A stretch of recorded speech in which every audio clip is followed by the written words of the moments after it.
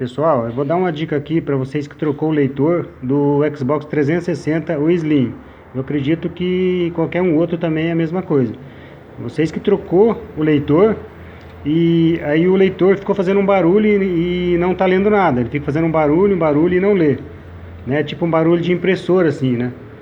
Então, gente, é o seguinte, vocês tiram de novo e verifica se o leitor de vocês ficou esse aqui, ó, ficou livre.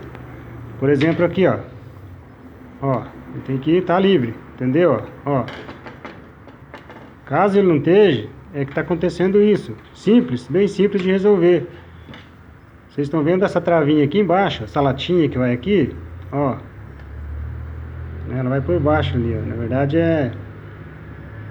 ela vai aqui por cima, só que a outra garrinha pega por baixo, né? Você parafusa ela por cima do leitor, que no leitor novo não vem isso aqui, né?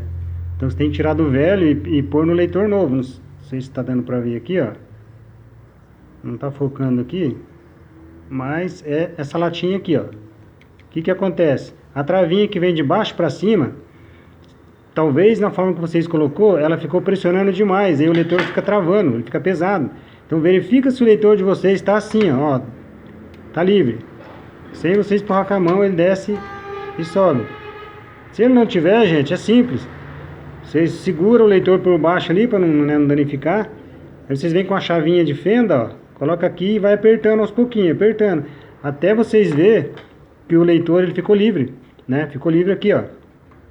Né? Ele tem que estar livre, livre, ó.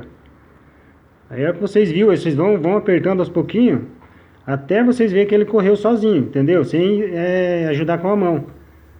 A hora que vocês verem que ele correu sozinho ali, aí beleza, aí monta de novo certinho, né? Coloca o flatzinho aqui de novo, bonitinho, lá atrás também, né?